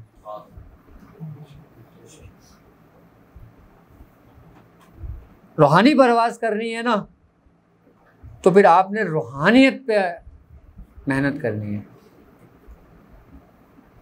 भूत, खबीस, जिन्नात, चुड़ैल, ये तो सिर्फ आपकी तवज्जो से ख़त्म हो जाएंगे, जल जाएंगे। जब बुजुर्गों की बारगाह के अंदर किसी आसिफ ज़दा मरीज को लाया जाता था, वो बुजुर्ग के बैठ के पढ़ रहे होते थे, औज़ु बिल्लाहि मिनश शैतानिर रजीम बिस्मिल्लाहिर्रहमानिर रहीम, औज़ु बिल्लाहि मिनश शैतानिर रजीम बिस्मिल्लाहिर रहमानिर रहीम। वो पढ़ते थे क्या बुजुर्ग? क्या अगर सारी ज़िंदगी तुम्हें ये रट्टा लगाना है तो भाई तुम आमिल बनो। लेकिन वो बुजुर्ग क्या करते थे? खामोश अपने मसनद पे बैठे होते थे और बस तवज्जो करते थे, वो निकल के ज़ाया हो जाते थे। क्या है ये? यही वो रूहानियत है, यही वो सिम्टम्स हैं, यही वो पॉजिटिव और नेगेटिव रेज हैं। यही इन रेज का इस्तेमाल इंसान के जिस्म को जला देती हैं, इंसान के जिस्म को गला देती हैं, इंसान के जिस्म को कुंदन बना देती हैं। किसी ज़रूरत से ज़्यादा अगर किसी के ऊपर पॉजिटिव रेज डाल दी जाए ना तो उसकी मौत वाक़ई हो जाती है।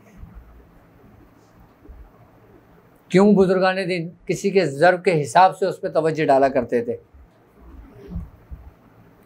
अब लोग कहते हैं हुजूर ज़रा नज़र करम कर दीजिए। अब वो जब नज़र करम हुई तो वो बेचारा किसी काबिल ना रहा। अब वो ये समझ रहा था कि नज़र करम में मेरी दुनिया बदल जाएगी।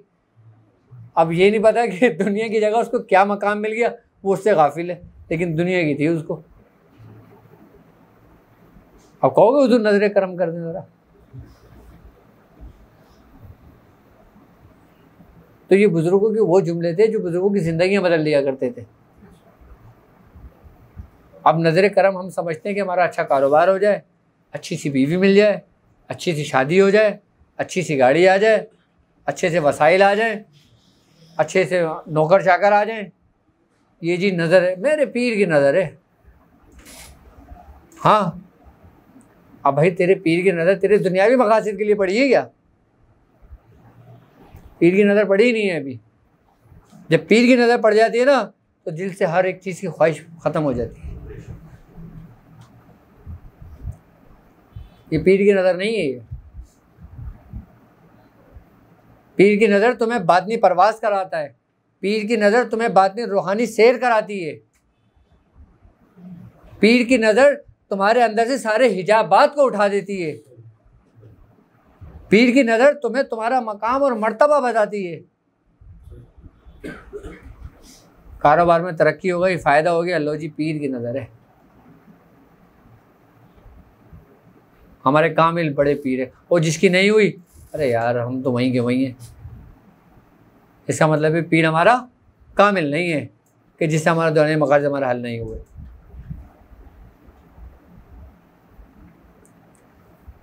क्या? तो पीर का काम ये नहीं है। तुम पीर का काम धोबी के काम में मत मिलाओ।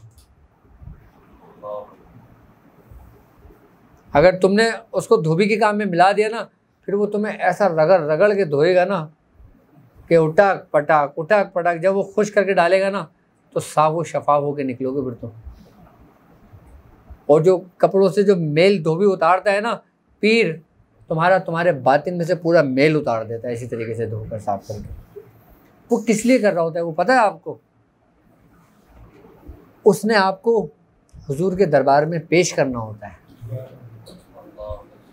वो इसलिए आपके बातिन के ऊपर से आपका मेल उतार रहा होता है, आपको साफ कर रहा होता है, आपको धो रहा होता है। इसलिए नहीं कि कारोबार अच्छा हो जाएगा।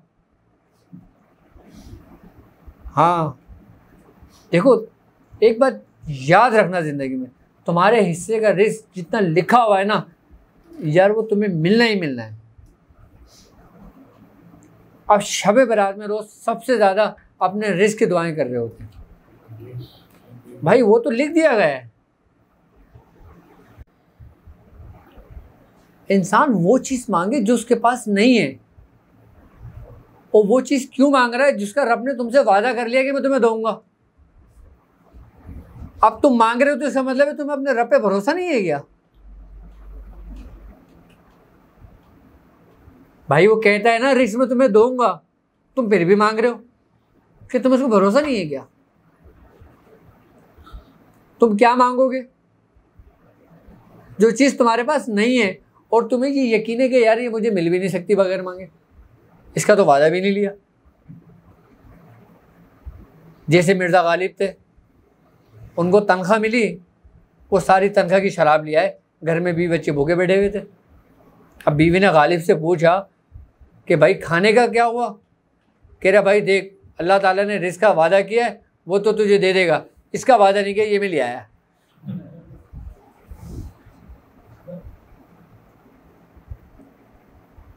तुम वही चीज़ मांगोगे ना जो तुम्हारे पास, वही तलब करोगे ना जो तुम्हारे पास। तो तुम एक ऐसी चीज़ क्यों नहीं तलब करते जो तुम्हारी हर हाजतों को पूरा कर दे? तुम बादशाह के दरबार में आकर तुम बादशाह की महल की चीज़ों पर नज़र रखो कि मुझे ये तलवार दे दो, मुझे ये कुर्सी दे दो, मुझे ये टोपी दे दो, मुझे ये ताज दे दो, मुझे ये खरगा दे दो, मुझे ये खिलाफत दे दो। तुम डायरेक्ट बादशाह को क्यों नहीं मांगते? बादशाह की क्यों नहीं हो जाती? और जिस दिन तुम बादशाह के हो गए उस दिन सब कुछ तुम्हारा हो गया। तुम ऐसी चीज क्यों नहीं मांगते? आज की रात, शब बरात की रात, शब मिराज की रात, रमजानों की रात, मुहर्रम की रात, जिलहज की रात, जो बड़ी बाबरकतें वाले रात हैं, उन रातों में तुम अपने रब को क्यों नहीं मानते? क्यों नहीं मांगते? लो जी, मेरी बहन की शादी हो जाए, मेरी बेटी की शादी हो जाए, मेरे बेटे का अच्छा रिश्ता हो जाए, मेरी गाड़ी आ जाए, मेरा कर्जा उतर जाए। क्या है ये?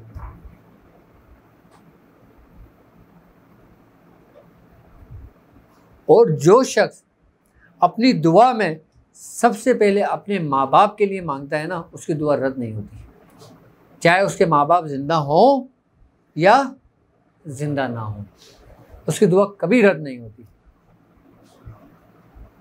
और जो शख्स दुआ के अख्तिताम में दुरूद पाक पढ़ता है, दुरूद शरीफ पढ़ता है, उसकी दुआओं को मलाइका आसमान की बुलंदियों पे ले जाते हैं, वो मकबूल बारगाह हो चुकी होती है। इब्तिदा आपने अपने माँ बाप से की है, इंतहा दुरूद पाक से की।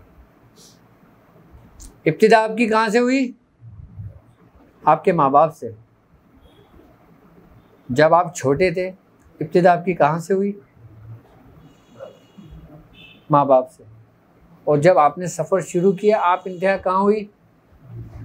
तो मैं और तुम्हें क्या समझा रहा हूँ कि सारे सफ़र तुम्हारे आंखों के सामने, तुम गाफिल हो। समझ में आ गई पॉजिटिव रेस क्या होती है और नेगेटिव रेस क्या होती है?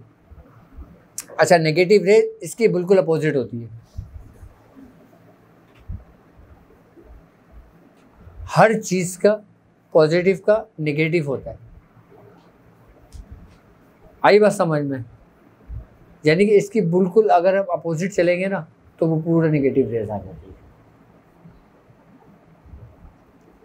अच्छा, नेगेटिव रेस का भी ताल्लुक इन्हीं चारों केमिकल से होता है कि जब ये निकलना बंद हो जाते हैं और गलत केमिकल निकलना शुरू हो जाते हैं। केमिकल्स बहुत हैं हमारे स्किन के अंदर, जिस्म के अंदर, हमारे दिमाग के अंदर, खलियात के अंदर मुख्तलिफ केमिकल्स निकलते हैं। अभी तो केमिकलों के ऊपर रिसर्च चल रही है अंग्रेज़ों की, लेकिन बेचारे परेशान हुए हैं। हाँ, इन्हीं के मिलाप से, इन्हीं के एक्शन और इन्हीं के रिएक्शन से रेस बनती है, यानी कि बर्क बनती है। बर्क समझते हो? एक लहर, एक वो लहर जो आँख नहीं देख सकती, इतनी लतीफ़ होती है वो। क्यों? क्योंकि उसका ताल्लुक इंसानी रूह से होता है। किससे होता है? और रूह तुम्हारी क्या है? वो भी एक लतीफ़ है, वो भी अपने अंदर एक लताफत रखी हुई है। कसाफत तुम्हारा जिस्म रखा हुआ है। तुम्हारी सोच से, तुम्हारे ख्याल से, तुम्हारी नीयत से, तुम्हारे इरादों से तुम्हारे मामला तय पाते हैं। अब तुम किस तरह अपने मामलात को तय करना चाहो, कर लो। ये कुलिया सरकार दो आलम सल्लल्लाहु अलैहि वसल्लम ने दे दिया।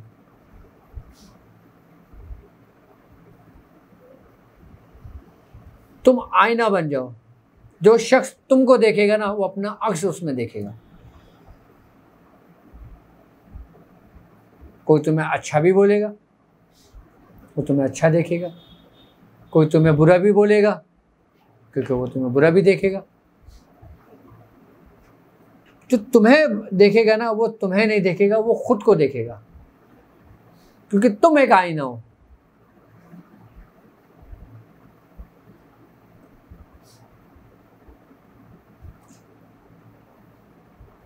पॉजिटिव और नेगेटिव इन रेस के ऊपर जो ना बड़ी तहकीक और बड़ी रिसर्च चल रही है।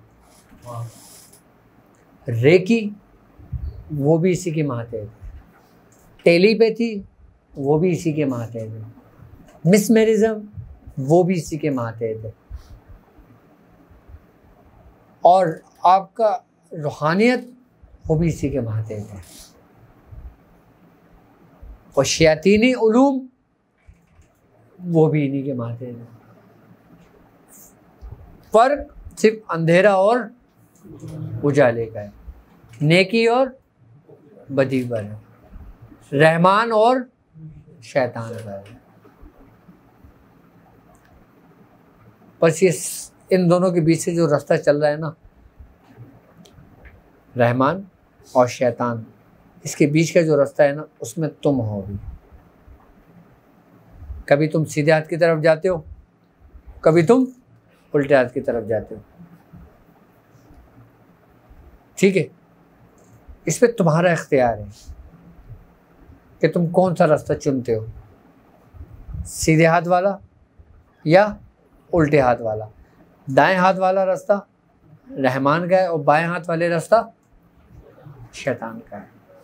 दायां पॉजिटिव है, बायां नेगेटिव है। ये सब कुछ हाँ कानून हमारे अपने अंदर है कुलिया।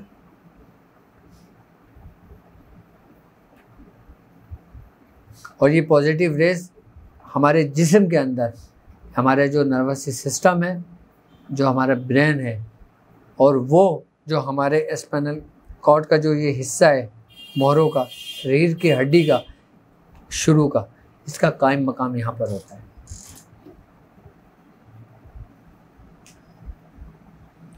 ये 4 केमिकल्स हैं और चारों के रास्ते अलग अलग अलग हैं। ये वो नहीं है जो एक दरिया में चारों बह रहे हैं। ये चारों रास्ते अलग अलग हैं, चारों की फीलिंग्स अलग अलग हैं, चारों के फंक्शन अलग अलग हैं, चारों की कैफियत अलग अलग है, चारों के असरात इंसानी जिस्म में अलग अलग हैं। कोई इंसान के ब्रेन को कंट्रोल करता है, कोई इंसान के हार्ट को कंट्रोल करता है, कोई इंसान के आज़ा रईसा को कंट्रोल करता है।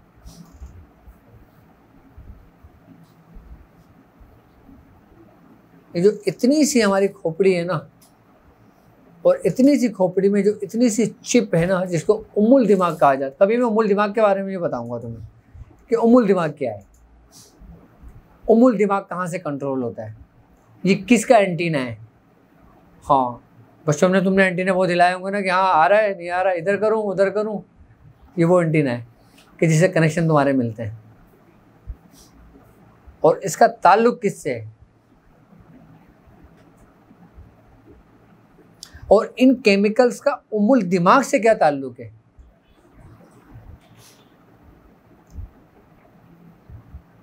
हाँ, ये सारा अभी हमारे ऊपर वाली मंजिल का चल रहा है मामला, कि जिसके बारे में आगे साइंस अपने घुटने टेक देती है, मेडिकल घुटने टेक देती है यहाँ पे आके। इससे ज़्यादा की रिसर्च नहीं है आपके पास। हाँ, केमिकल का फंक्शन ज़रूर है, केमिकल्स के नाम ज़रूर मिलेंगे, लेकिन उसका ताल्लुक किन किन सेंस से है वो आपको कहीं नहीं मिलेगा। ये आपको मुशाहिदा ही बताएगा, ये आपको बुजुर्गों की सोबत ही बताएगी। हाँ, और जब उम्मुल दिमाग पे बात करेंगे ना इंशाल्लाह, फिर कभी नेक्स्ट टाइम मुझे याद दिलाना, फिर मैं उम्मुल दिमाग के बारे में बताऊँ। असल में ये हमारी पता है बुनियाद होती है, और हमारा जब सफ़र, ये समझ लें कि हमारे इस सफ़र का ना सबसे मेन और पक्का रास्ता यही है। हमें पता तो हो ना कि हम प्रैक्टिस कर रहे हैं तो क्या है ये। अगर कोई तुमसे पूछ ले कि भाई तुम डॉट वाली प्रैक्टिस कर रहे हो, क्या है ये, तुम उसको क्या जवाब दोगे?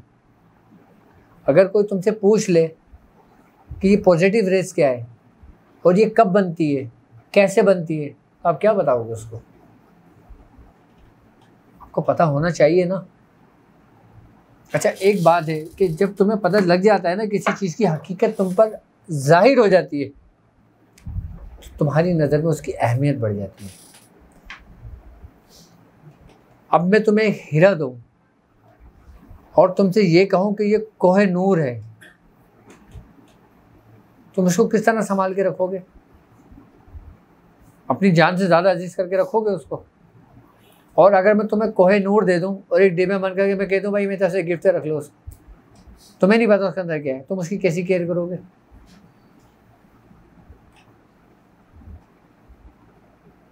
कैसी केयर करोगे? उसको उठा के रख दोगे, भाई जी गिफ्ट आया है। गिफ्ट क्या है? चाहे वो कोहे नूर पत्थर है, लेकिन आपको नहीं पता वो कोहे नूर है। लेकिन अगर आपको बता दिया जाए कि वो कोहे नूर है, आप क्या करोगे? आप सबसे सेफ जगह पे रखोगे उसको।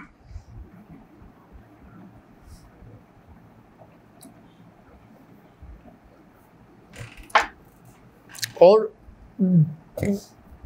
जिन्नातों के अंदर ना, अच्छा क्या जिन्नात के अंदर भी ये रेसें होती हैं? हैं? तो भी जिन्नात क्यों अटैक करते हैं हम पे? जिन्नात तो आग के बने हुए हैं ना। आग यानी हरारत और हिद्दत रखने वाली चीज़। अब मैं जिन्नात के बारे में बताता हूँ कि वो किस तरह करते हैं। जिन्नात की जो आंखें होती है ना, आपने कंचा देखा है? कंचा जो बच्चे गोलियां खेलते हैं, गोटियां, गोल वाला कंचा होता है ना, इनकी आंखें ऐसी गोल होती हैं। हमारी तिरछी है ना, उनकी तिरछी नहीं है, उनकी गोल है बिल्कुल।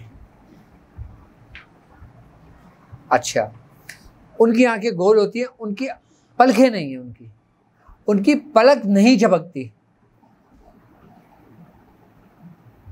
किसकी? जिन्नातों की। वो एक सिमत अगर देखते हैं ना, तो जहां तक उनकी निगाह जाती है वहां तक उनको बिनाई दिखाई देता है उनको। हमारी जो पलक बार बार यूं झपक रही होती है ना, उनकी है ही नहीं ये पलक।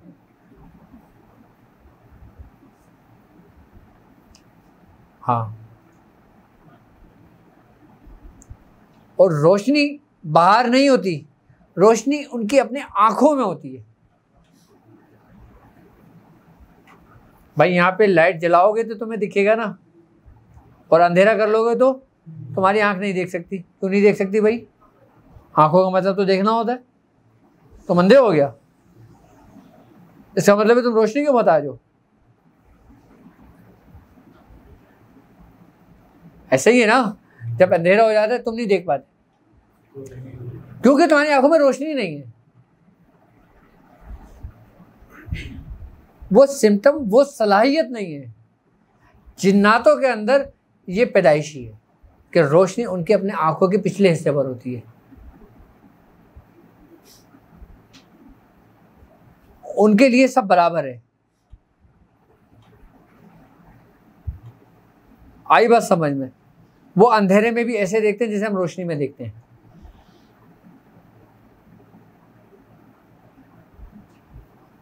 अच्छा, इसके अलावा उनकी आंखें गोल होती है और एक इहाता होता है। हमारे सफ़ेदी का हिस्सा होता है, उनकी सफ़ेदी का हिस्सा नहीं होता। उनकी खाली ये काली पुतली होती है ना, ये रंग बिरंगी होती है, मुख्तलिफ कलर्स में मजमू होती है। आपने आग का वो कलर देखा है जो इंतहाई तीसरे दर्जे पर होता है, जिसमें हल्का सा येलो और रेड का शेड मिला हुआ होता है।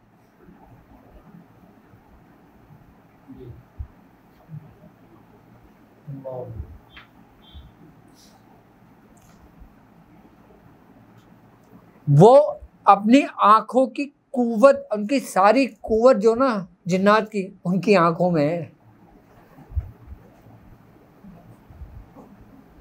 उनको अल्लाह रब्बुल इज़्ज़त ने ये कुव्वत और ताकत अता की है कि वो अपनी आंखों की कुव्वत के ज़रिए अपने जिस्म की माहियत को चेंज कर लेते हैं। वो कोई पढ़ के नहीं करते। हाँ, कि कहीं कोई अमल पढ़ रहे हैं, कोई तंत्र मंत्र पढ़ रहे हैं तो जिन चेंज कर रहे हैं, नहीं। वो अपनी आंखों की कुव्वत से अपनी जिन्स को तब्दील करते हैं, वो मुख्तलिफ सूरतें इख्तियार कर लेते हैं। कैसे? अपनी आंखों की कुव्वत से। बिल्ली की सूरत, कुत्ते की सूरत, सांप की सूरत, जानवर की सूरत, बकरी की सूरत, भैंस की सूरत, इंसान की सूरत। हाँ, अच्छा, इसमें भी जो ना जिन्नातों के अंदर भी मदारिज हैं, दर्जे हैं, जिस तरह इंसानों के दर्जे हैं। अच्छा, हर कुव्वत हर जिन्नात को भी नसीब नहीं होती। जिस तरह औलिया कराम के दर्जे हैं, रूहानियत के अंदर दर्जे हैं, हमारे तालिबे इल्मों के अंदर दर्जे हैं, इसी तरह जिन्नातों में भी दर्जे हैं। किसी जिन्नात की पावर और कुव्वत कम है, किसी की ज़्यादा है, किसी की बहुत ज़्यादा है, किसी की इंतहाई हालत में ज़्यादा है।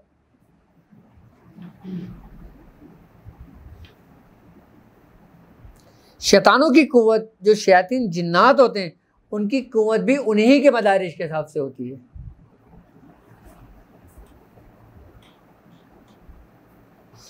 अच्छा, शैतान जिन्नात और मुसलमान जिन्नात में क्या फ़र्क है, कैसे फ़र्क है, आपको बता दूं। शैतान जिन्नात जो होते हैं ना, वो ज़्यादातर जब कहीं भी आते हैं ना, उनके अंदर एक बदबू होती है।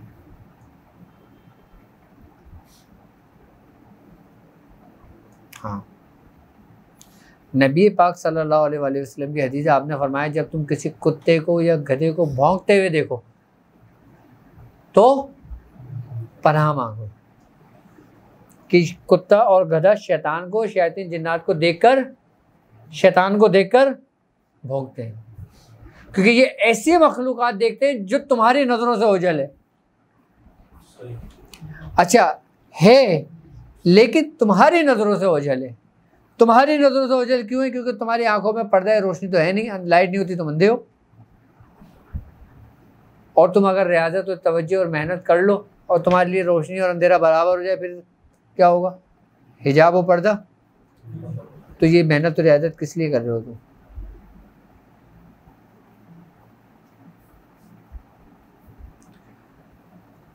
इसी तरह जिन्नातों में भी सरकश हैं, जिस तरह इंसानों में सरकश हैं।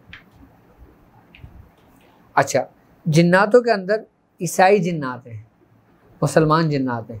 अच्छा, मुसलमान जिन्नात जो है ना, वो लिबास में होते हैं, और जो शैतान जिन्नात होते हैं, ये बिना लिबास होते हैं। ये अच्छा, ईसाई जिन्नात होते हैं, वो भी उनको मैंने देखा है सियाह रंग में, ईसाई जिन्नातों को।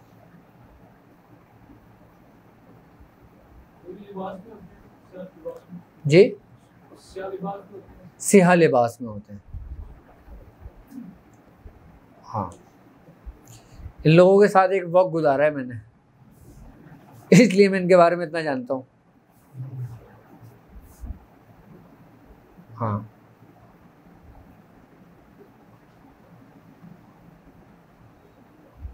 और एक ख़ास बात ये है, चल रहने दो, छोड़ दो। हाँ, थोड़ा सा इधर हो जाए, उनको जगह दे दो। हाँ,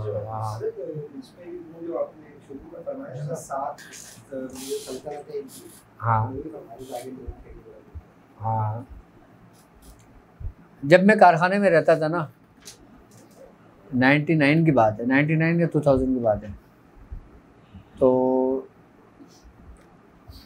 एक जिन्नात मेरे पास आया था, जिन आया था मेरे पास। उसका नाम था उबैर बिन उल्सान। आज तक इन बच्चों का नाम याद होगा, उबैर बिन उल्सान उसका नाम था, मुसलमान जिन्नात था। और काफ़ी टाइम, काफ़ी अर्सा वो मेरे साथ रहा है। और उसने मुझे एक पत्थर दिया था, लेकिन वो पत्थर कुछ अरसा मेरे पास रहा था, उसके बाद वो पता नहीं मैं कहीं रख के भूल गया या कहीं गायब हो गया, कुछ ही हो गया, मुझे नहीं पता चला उस पत्थर के बारे में। मैंने अपनी ज़िंदगी में वही पत्थर पहना था बस, वो तोहफा देकर गया था मुझे, और मुझे कहकर गया था कि जब कभी तुझे ज़िंदगी में किसी किस्म की कोई मुश्किलात कोई भी पेश आए, मैं हाजिर हूँ तेरे लिए। और उसकी उम्र भी बहुत तवील उम्र थी उसकी। वो जब मेरे पास आए थे तो उस वक़्त वो तकरीबन इंतहाई अपनी बुजुर्गी की हालत में थे, और इनकी तो उम्र भी हज़ारों साल होती है।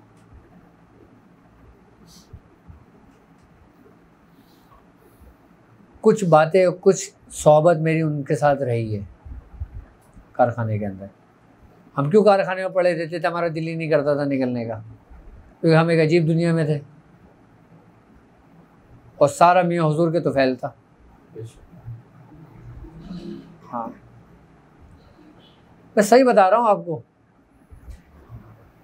जब ये लोग आए ना, सब लोग, उस वक़्त हम ये काम करके छोड़ के बंद कर चुके थे। हाँ, लेकिन मैं भूला नहीं हूँ। हाँ, मैंने छोड़ा ज़रूर है, लेकिन मुझे एक एक रास्ता, एक एक मामला, एक एक सब कुछ, मैं उस रास्ते से गुजरा हूँ।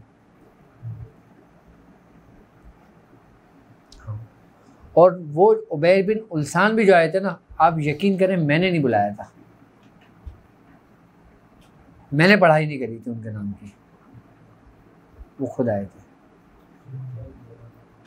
और उस वक्त आए थे कि जब उन्होंने मेरी वो हालत देखी थी कि मैं सख्त सर्दियों के अंदर जो टाट की बोरी होती है ना, मैं वो ओढ़ के कपकपा रहा था, सो रहा था, और मेरे सर के नीचे जो ना तकिए की जगह जो ना पत्थर रखा हुआ था, और जो मेरा मुसल्ला था ना वो टाट की बोरी में सिला हुआ था, वही बिछा हुआ था, वही टाट में ओढ़ के सोता था सर्दी के मारे, ठंड में। हमें गद्दा, ब्लैंकेट, तकिया कुछ नसीब नहीं था उस वक्त में।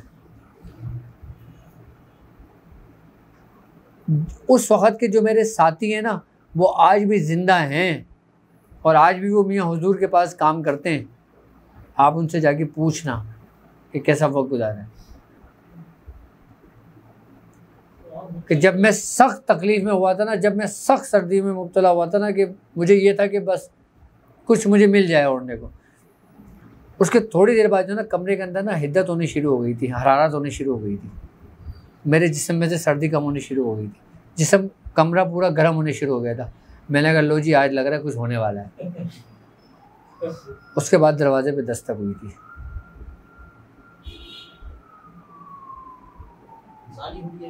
जी हाँ, दस्तक हुई थी।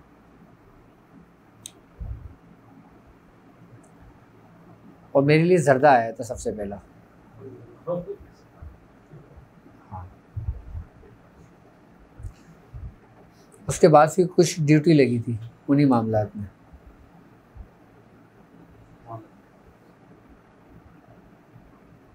फिर एक वक्त गुजारा, काफ़ी बातें, काफ़ी मामलात, वो सारे मुशाहिदात में मेरे पास लिखे हुए हैं। हाँ, लेकिन जो उसमें काम की बातें हैं ना, जो आपके लिए रहनुमाई, एक मददगार साबित होगी आगे रास्ते के लिए, तो मैं वक्तन फ़वक्तन वो बताता रहूँगा। सब कुछ तो आपके लिए बेकार है, जहर है।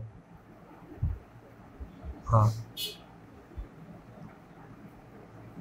लेकिन बात वही है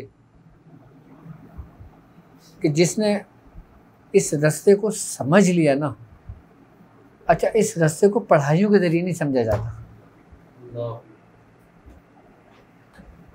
इस रास्ते को रियाजत के ज़रिए नहीं समझा जा सकता, इस रास्ते को एक ऐसे रास्ते के ज़रिए समझा जा सकता है कि जिससे सारे हथियार ज़मीन पे गिर जाते हैं। क्या वो है कि आप सिलेंडर हो जाओ। आप सिलेंडर हो गए, आपकी हकीकत ख़त्म, आपकी अना ख़त्म, आपकी खुदी ख़त्म। जब ये सब कुछ ख़त्म होगा ना, फिर मोहब्बत का सफ़र शुरू होगा। और जब मोहब्बत का सफ़र शुरू होगा ना, तो वो हर उस चीज़ पे सबकत ले जाएगा कि जिनकी रियादत 40-40 साल की थी।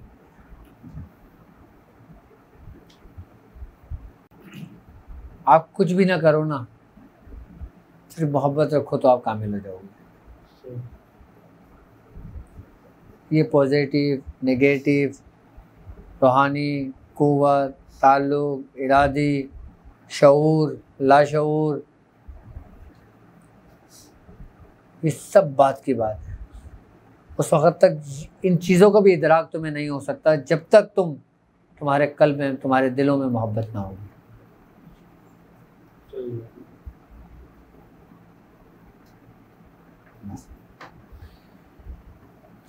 अल्लाह तबारक ताला हमें अपने बुज़ुर्गों से मोहब्बत करने की तौफ़ीक अता फ़रमाए और अल्लाह ताला हमें अपने बुज़ुर्गों के रस्तों पे रखे और अल्लाह ताला हमें उन चंद लोगों में शामिल करे जिन चंद लोगों से वो राज़ी हुआ।